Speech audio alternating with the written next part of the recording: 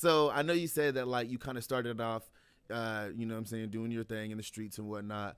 When was it that you started seeing sneakers as the next thing?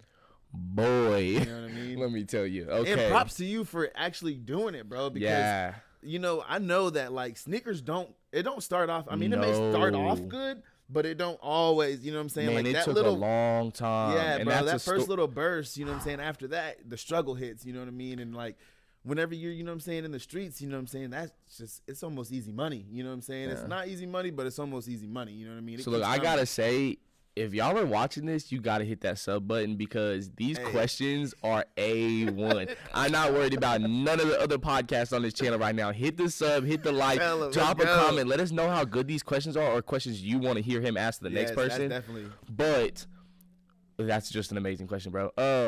Okay, personal. I was very, very big in the game. Like I'm not gonna say I was no kingpin or nothing. You know what I mean? I wasn't pulling in millions of dollars, but I was pulling in 100 stacks easy. Doing some numbers. Yes, bro. Six figures a year easy, and I sat at home 24 hours a day. Like I didn't do anything. Well, I got so big that the people I was growing with, I was surpassing them and doing bigger and bigger numbers. And this is no motivation to like ever do this. I want to make sure that everybody watching this knows. Oh yeah, we'll get don't to that touch too. this stuff. Yeah, Yes, like it's not okay. Right. But I was doing very big numbers and risking my life every day. And people think it's an easy job. Like, oh, you just sit at home and you drop something in the bag and sell it to somebody. Bro, it's not that easy. Everywhere I go, I'm watching my shoulders. I got to stay on my P's and Q's, on my tippy toes. I literally have PTSD to this day from the stuff that I've seen and the stuff that's happened in the streets. But just to jump past every little incident that happened to us, we had bought our first home out here in Midwest City. We were remodeling, we were living there. I had a couple of really close friends to me that I had been friends with for years. I'm talking about probably 6-7 years. And I guess they were jealous of the life that I was becoming and getting into and the money that I had. And they show up at my house one day unannounced, which wasn't anything new, just like you pulling up like, hey, what's up, bro? Yeah, let's kick it. You know, nobody questions that. Like, yeah, bro, you wanted to come over and hang out? Let's hang out. And he's like, blah, blah, blah, I need blah, blah, blah. And I'm like, okay, cool. Run up in the crib. Let's do that, whatever. And I don't know if you got to crop this, but basically we sit down. I sit on the couch, and dude literally pulls a gun straight out of his pants. Boom, puts it to my head. Yo, bro, run that. I don't want to kill you in front of your family. Whoop-de-whoop-whoop. And I'm like, yo, like, what do you, like, this got to be a joke. Like, he's pranking me. Where's the camera? You know what I mean? And then as soon as I say that, about 4 more dudes come kicking in my front door, running in with, I'm talking about like fully automatic AK-47s, Glocks with 50-round drums, like crazy. And I froze. I'm like, yo, like, I got my 2 toddlers in here with my wife. Take them, like, put them in a different room. I thought my life was over. I'm like, yo, get them away. I don't want them to see this. If you're going to do this, don't let them see it. And then, long story short, it rolled out. They left, took it, everything. Like, I mean, left me high and dry, not a dollar to my name. And so my wife basically looked at me not even 30 minutes later, my girlfriend at the time, and she was like, if you don't leave this life, I'm leaving you and you will not see your kids again. And I mean, that was a deal breaker for me. My kids were everything. They were the reason I was doing the things I was doing. I wanted to give them a good life. I saw, like I said, I saw the good side of life and I saw the bad side. I had to make sure that they weren't going to see that bad side. And I went about it the wrong way, and I know that today. So literally on that point, on a drop of a dime, I said, I'm done.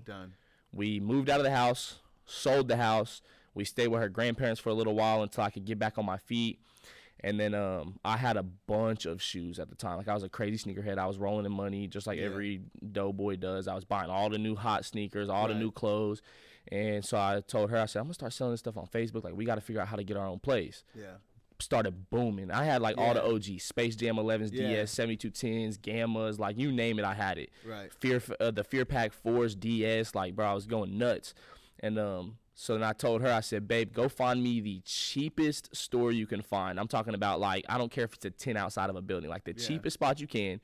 We're going to post up and we're going to start selling sneakers, clothing, stuff like that. We're going to hit all the big sales at different stores. At the time, bro, I was buying, like, Prestos from City Gear for 75% off, like dumb stuff. And we found a spot off of Northeast 10th and Douglas out in Midwest City.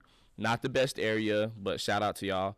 Not the best area, but I found a 1,000 square foot building for $550 a month, not including utilities. So in total, I was under $1,000. I had my CNA license. I went out and got a home health care job. I was making CNA. I was making $12 an hour. Imagine you being a CNA, bro. Yeah, bro, it was so crazy. It was crazy. So I was making $12 an hour, and I was working from 10 p.m. at night to 8:30 in the morning. Yeah. I did that Monday through Friday, no Saturdays and Sundays. And then I also had my store that was open from 10 a.m. to 7 p.m., and that was 7 days a week. Yeah. So I was literally pulling like 24-hour shifts 5 days a week, like with no stopping. I've never done drugs, so like for all the people that are like, oh, he had to be on something. I've never done drugs. I was living off of energy drinks and knowing I had to do something, you know. But and then it just slowly picked up, and then I had so many great supporters.